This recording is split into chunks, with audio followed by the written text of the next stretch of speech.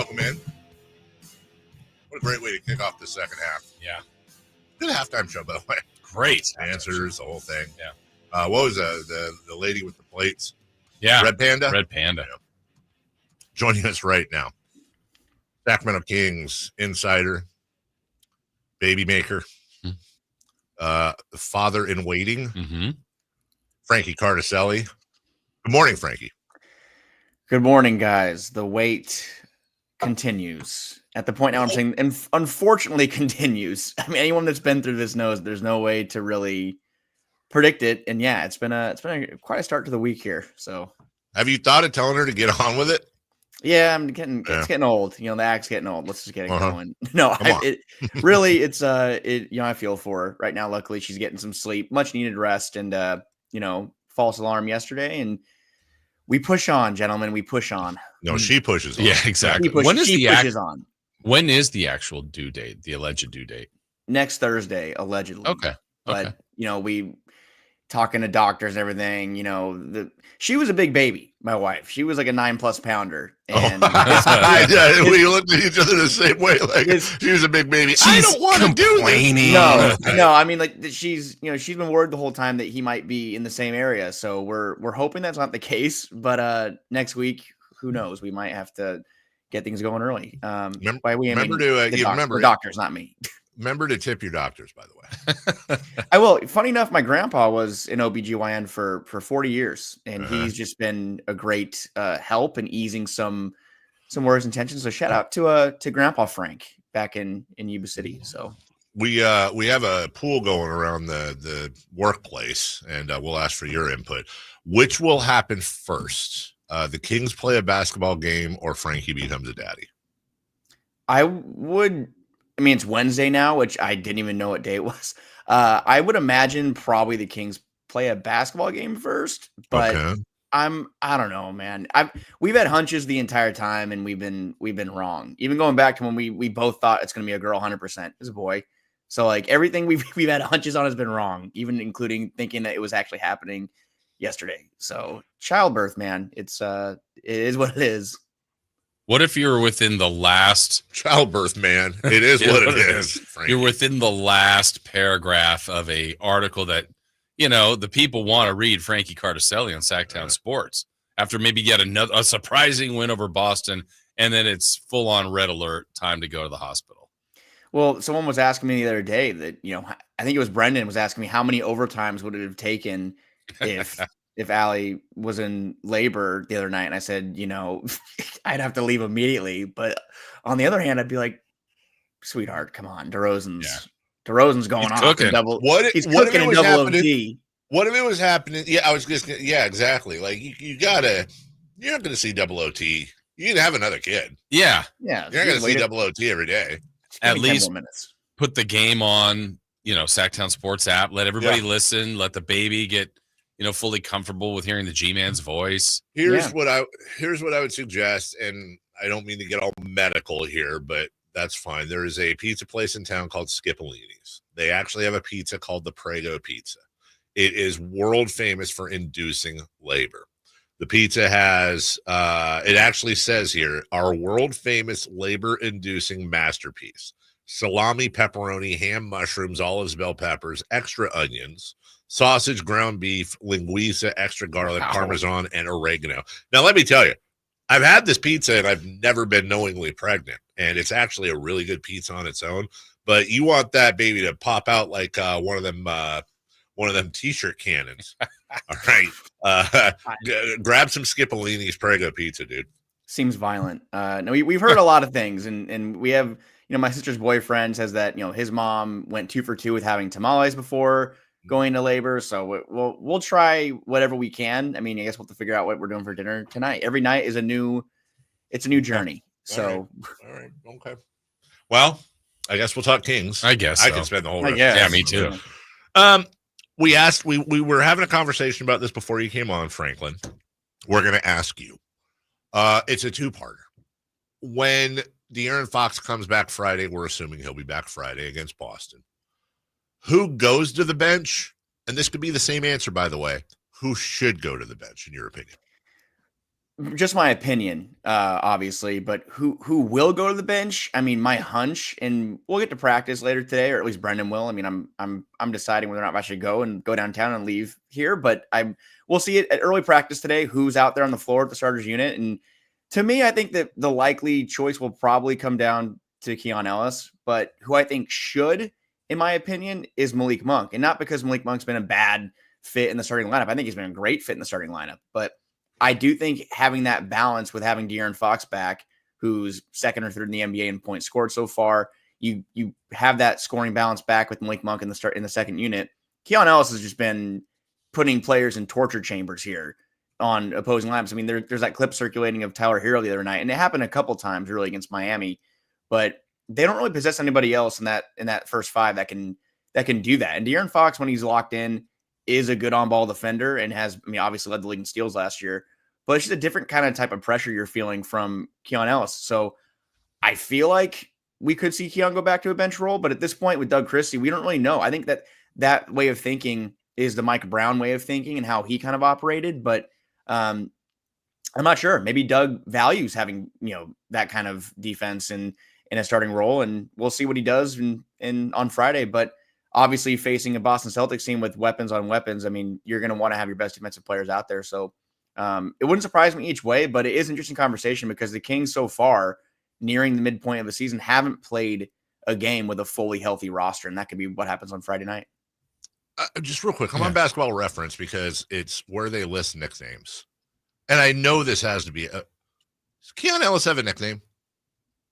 I don't know if Ellis Island has been officially. I was just going to say, dude, how is Ellis Island not? How are we not? It's been listed before. Okay, I was going to say, I know I've heard that before. How are we not? I think Allen was the one. How is that not a bigger thing? How is Ellis Island not like we had Revis Island? That's not even an island. It's just the guy's last name, an island. How is Ellis Island not a thing? Why do we not have shirts, guys? Well, I think it is a thing for people that, are in the know, I guess. But Keon's his playing time has been so sporadic that it hasn't really had a chance to catch on. I feel like we're seeing a lot of people from outside perspectives and outside markets now watching. And it's kind of funny. The Kings, I saw someone compare them to Pac-12 at night. People from outside markets are comparing the Sacramento Kings games as of late to Pac-12 at night. So people are kind of getting their first look in a lot of instances at Keon Ellis. So maybe we'll see the nickname take shape and maybe we'll see them throw it on Basketball Reference. But there are some nicknames on Basketball Reference that some players, there was a video put out last year, I think, that some players read their nicknames and some were like, what is that? I don't even know what that is. I'm looking at Keegan Murray right now, and his nickname, according to Basketball Reference, is Keegan Murray. That sounds right. That checks out. That's actually correct. Yeah, that does check out. That is, it actually says parentheses Keegan Murray. Okay, because that would make sense. Yeah. Frankie, so in your observation, obviously it's been a whirlwind turnaround for these guys winning the last five. What do you see as maybe the single greatest factor or some of the reasons for this turnaround? I mean, a lot of things are happening as far as, some guys are getting healthy at the right time. Keegan Murray's looked good in his return from his injury, was big down the stretch. I mean, they're having timely baskets down the stretch in a couple of these games here, Philadelphia, Memphis, and obviously the other night against Miami. But I do look at it more as a kind of a buy-in by the players. And, even listening back to your guys' interview with Jim Les this morning, I heard him kind of point out the passion and the energy he brings. And it is kind of contagious when you look at what Doug is bringing on the sidelines and in practices. You obviously see the social media videos from behind the scenes of Doug taking the team to the roof and, telling them that you're important to the city. You're the light of the city. And, it means something to people when this team is buying in and winning games. And not that anything against Mike there. I think Mike kind of comes from a different school of coaching or a different school of thought. And, the constant practices and demanding more from players and wanting more from players, not more in like as a matter of, you're letting me down, but more of I want to lift you up and want you to be great. Doug kind of shares that same sentiment, but kind of delivers it in a different way. And because he can kind of view it through a player's lens, which I think a lot of players find value in. Malik Monk has brought that up, and Keon Ellis as well. Domantas Sabonis. A lot of players are kind of starting to kind of hint at, they like that Doug was a player and can kind of level with them. And is 5 games an end all fix all? I don't think so. I think this team has a lot to prove and show that they, are on the right track, and they obviously are so far. You win 5 in a row. That's that's not easy to do no matter who's in front of you, teams that are missing players or not. No one felt sorry for the Kings when they're missing players early in the season. So I just kind of look at it as a collective buy-in and kind of reminiscent to the vibes of that 22-23 season where, the guys really seem to be, locked in step right now. And to me, that doesn't seem like that's been a thing since maybe even before last season. I mean, so I think Doug's been a huge part of that, but the players getting healthy at the right time and even some players starting to perform at the level we thought that they would. It's kind of all happening at the same time right now. According to this website, Jay Crowder's nickname is the Beast. This one kind of surprised me. Kevin Herter, we knew about Kayvon. We knew about Red Velvet. Did we know about Red Mamba? I'd heard that before, yeah. What about Scalabrini or Matt Bonner? Yeah, right. So it's just any guy with red hair. Yeah. And then what about Headband Herter? Yeah. Okay. That was a thing. Yeah. That was a thing? Okay. So when you're talking about this difference, and you mentioned it a little bit there, Frankie, but between Malik Monk saying, and I'm paraphrasing with these guys, but Malik Monk saying that things Doug says, because he's an ex-player, land better than things that a non-ex-player would say. You had Keon Ellis, as you mentioned, talking about what was it the other night? The extra rope he gets, basically, that Doug gives him and all that. There's obviously, I wouldn't say those are shots at Mike Brown, but I think that's the most introspection we have on the situation. So are we kind of all landing on the fact that it's not that Mike Brown's a bad coach, it's just that he lost the locker room for the most part and Doug's a different coach? I just think that maybe Mike saw things a different way. And I think that Mike saw what Keon was going through, maybe some of his offensive struggles early in the year as, and I think he kind of mentioned before that, his starting five at the time, which included Malik, which still does obviously, but those guys have unlimited leash. Like they can make mistakes. They can go out there and kind of find it along the way. And Keon's still young in this league. And he doesn't really have that same, doesn't have that same kind of situation. And I think Doug is kind of with the mindset of, and Doug was a 3-and-D player. Doug was kind of a similar skill set to Keon, different, as far as athleticism goes and different play styles, I'm sure. But I think Doug kind of sees a little bit of him in Keon and says that, that's the kind of guy the Kings need out there and he can kind of find it along the way and continue to grow as a player. But, I think from a rotation standpoint, and that was one of the biggest gripes I think about Mike was his rotations and how inconsistent they were. And again, having Keegan Murray back and he says his ankle's feeling fine. De'Aaron's been on the last couple of games, but, he's had De'Aaron for the beginning of the winning streak. Devin Carter's back in the fold now. There's a couple more things in players that Doug has at his disposal that Mike didn't. But at the same time, like you mentioned, Dave, it doesn't really mean anything if you have guys available if they're not buying in. And all the players out there right now are buying into the role, whatever it is, whether it's starting, coming off the bench, what have you. And that's why I do feel, I guess, a little less worried than I would have before about if there is a lineup change or if Malik Monk was asked to go back into a bench role. I think that he'd be a little more understanding if they're winning basketball games. At the time where the lineup changes were happening, the Kings weren't winning games. They were, below 500 or falling below, and they still are below 500 for the record, of course. But their record isn't really indicative of how well they've or how much talent they have. And I don't know what metrics go into the Basketball References win-loss expected record, but they're listed as 4 or 5 games above 500, which would be 9th in the NBA. So, and there's a couple of 1-point losses in there sprinkled in, but the motivation seems like it's returned, and the chemistry, it can't be understated how important chemistry is. And that was one of the biggest parts of why the Kings were successful over the past 2 years is the fact that, and we know, guys, I mean, watching the Kings and, even, fans watching that those teams that didn't make the playoffs, that 16-year drought, the chemistry there wasn't really one year, maybe the Scores year in 2018-19, where you thought, wow, like these guys, like they genuinely enjoy playing together. They enjoy, being in the locker room. They enjoy, team fights, all of it. Like this team is showing kind of that same 22-23 sense of camaraderie. And that's going to be huge. And the road trip coming up could arrive at a good time, not just because the Kings are good on the road, obviously, but because road trips are where you spend a lot of time together and go on team bonding, trips or what have you, hotel time, whatever you want to do. This is the time to kind of do it. And obviously a 3-game trip against Boston is not an ideal way to start it off, but winning solves everything, and they're doing a lot of winning right now. Frankie, you mentioned Malik Monk. I mentioned this just because I brought it up. What about DeMar DeRozan going to the bench? And by the way, please take out the whole he might not like it part, because that's probably I'm saying if he had no problem with it, and we're just talking X's and O's, why Monk over DeMar? I personally wouldn't see it happening, and maybe it will. Maybe that'll roll out on Friday and I'll look like a big stupid idiot, and that's fine. No, I'm with you. I'm with you on that. But I just feel like when you look at the head of a snake kind of situation, and De'Aaron Fox is that with the starting lineup, Malik Monk was that for the Kings the past 2 years in a bench role. And I think that Malik Monk has been very, very valuable to the starting unit, not just as a scorer or a secondary option beside Fox, but another playmaker and shot creator that can, find teammates. I think he's put out 6 assists or more in 5 straight games, which would be the longest streak of his career.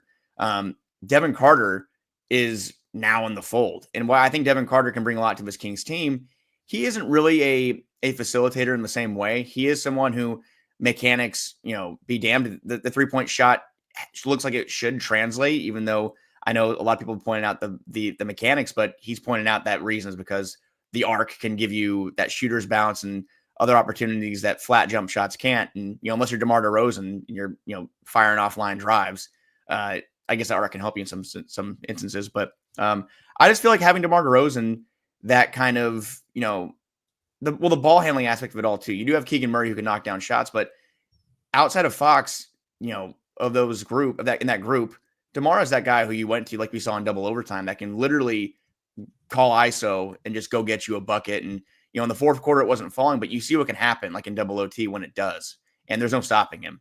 And I think having Malik kind of can balance that out. And I keep using that word because the depth to me still needs to be rounded out. It's still an issue. And while Kevin Huerter has provided some spurts of strong play as that kind of Malik Monk, backup wing role, I think you can't replicate what Malik Monk brought to this team the past 2 years. And that's what made him so important. And the one thing I did agree with Mike when he would talk about Malik, he would often point to the Manu Ginobili's and Andre Iguodala's. And I do think Malik Monk is of that caliber in a 6-man role. And I'm not sitting here advocating move Malik to a bench role. I think he's just as valuable in a starting role if it works out. And if Keon can find a balance in the second unit, that's great. But it just feels like, and this is pure eye test, that Keon in the starting lineup really provides more value than he can in a bench role. And we'll see what Doug decides to do. But I can't see DeMar being moved to a bench role, not unless they went and acquired, if they acquired a Cam Johnson type player or someone in that caliber, maybe it's time for a conversation. Maybe that could open that door. But for this current roster right now and just the thin depth they have at the forward spots, I think it's more beneficial to keep DeMar in a starting role. And Keon and Malik, I think kind of either or, you're in a good spot. But what puts you in a better spot, that's something that Doug and the coaching staff have to figure out. Talking with Sactown Sports Kings insider Frankie Cartoscelli. Frankie, Kings made news yesterday, opting to, the contracts guaranteed for Doug McDermott, for Jay Crowder, but not the same for Orlando Robinson. That creates a little bit of money, another roster spot as well. I think we're all in the belief that in the next, 4 weeks or so till the trade deadline, the Kings will likely be players in this trade deadline. But just as you see that and the chess pieces, I don't know, what did that tell you yesterday with those particular moves the Kings made? Well, this front office, they love flexibility, and it seemed like they were probably going to, cut ties with one or multiple of those players. And, Orlando being someone who wasn't really playing a lot for the Kings, and neither is Jay for that matter. But Doug McDermott is someone who Mike and Doug have thrown out there, Christie have thrown out there. And when the Kings kind of are going through cold spells from the 3-point line, or if matchups present the opportunity, like obviously Denver doesn't have as many athletic wings as some other teams in the league do. So Doug had a good game against that Denver defense, but having a player like Jay Crowder and his veteran experience, and you see him leading the young guys like Keon and Devin to center court to shake hands with the refs and kind of get acclimated that way. You see other teams in the NBA, we saw Udonis Haslem playing in Miami for a long time, maybe almost a decade, in kind of that similar role. I know James Johnson is doing the same thing in Indiana right now, just kind of having a veteran that can kind of, be that go-to guy for, guidance, experience, lessons. So keeping Jay around for that, I think is valuable. And Doug also, like I said, just a valuable player from a 3-point standpoint. Obviously I don't think he's going to play too much every night, but it also seems like a lot of players, they have gravitated towards Doug. I think in one of the Kings social media videos, It was who do you text most on the team? And a lot of players said Doug. And obviously Kevin and Doug, they're tied through their agency, but I feel like that kind of falls back in line with that chemistry situation. And you don't want to disrupt the flow of things too much by, taking multiple players out of the equation. And that's something against Orlando Robinson. I think it's more of a matter of Sacramento is looking to upgrade that backup center spot. I mean, right now they have 2 centers on the roster. We can split hairs and say Trey Lyles can play small ball 5, or Isaac Jones, who's on a 2-way contract, can play some 5 as well. But I feel like the main positions to watch here are the forward spot and backup center spot. And by, freeing up a little more cap room, you can Kevin Huerter's the name that we hear most linked in trade reports here and discussions. He makes around $17 million. You have $3 million of wiggle room now. You can go trade Kevin Huerter in a swap for a $20 million player if the draft capital, makes that possible. But providing flexibility from a roster standpoint and financial standpoint, that's the main goal. But now we got to see what they do. We have less than a month to go until the deadline, and Kings have to keep playing and winning brand of basketball and hope they can remain in the hunt, because a lot of asking prices for a lot of these players that we're hearing about, they're just really inflated right now. And also with like the draft stipulations and the new CBA, all that fine print, there's a lot of things that teams are working through right now. And that's why not too many deals have taken place so far. You, I'm sure, saw the video where Keon missed that first free throw at the end of the Miami game, and Doug hugged him when he was coming off the floor. And we were talking about that a little bit yesterday. And it was a very interesting moment, kind of one of those moments you look at and go, there's that connection. And Chris said Doug hugged him because he knows about missing free throws. And ouch. Do you think that's a low blow? And do you think Doug should show up here and just handle business with Chris? I mean, I thought they were going to handle business in the media room the other night, but yeah, I don't know. Yeah, I was very nice in the media room. Oh, were you? What happened? I asked a question. What was the question? I asked him what challenges. No, but before, what happened when you said, "Hey, Doug"? He's like, "Oh boy." We have audio of a past interaction. This is an old thing. I don't know, Frankie. I mean, we're the proud flagship and partner of the Kings, and Chris is over here taking shots at the coach. I mean, Chris is to answer for it. I mean, I think Chris should be sitting up there with us, going forward, and kind of maybe apply more pressure to Doug. Maybe it'll kind of make him keep him on his toes. Keep him on his toes. Yeah, maybe that'll be good for him and growing as a head coach. But it definitely seems Rick Fox is Chris. Yeah, that could happen. Yeah. Chris should show up wearing a Rick Fox jersey at the next presser and sit in the first row. I would have to be paid to do that. Hey, also these guys were mainly Chris is telling me that you're kind of high strung. Yeah, I heard that. And you've never really been high strung around me. So is it just me and I'm missing it, or are you not? How would you describe yourself? Are you high strung? I think I'm more high strung with Chris, and maybe more high strung. Well, we all are. Yeah. With work, but I don't think I'm super high strung. I mean, I don't think I'm a chill guy to me. I don't think I'm super chill. I think I'm pretty much just I'm very adaptive, and I adapt to Chris, and my defense. Defense mechanisms kind of go up there against Chris. I will say that most of the time he thinks I'm messing with him. And I'm just like, dude, I just need a copy of this. But you do mess with a lot of people. You do. I do. You do. And that's to say, I do mess with Frankie, but a lot of times he thinks I'm just like 100% constantly messing with him. Of all the people in the building that have like things coming to them, like revenge, like Chris is like Keon Ellis with deflections in the new year. He's almost lapping the field. Yes.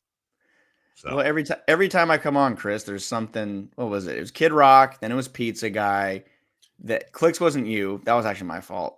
And then did we do that? What was it? The Karsler or the Chris? What was it? We came up with him for him. It was something.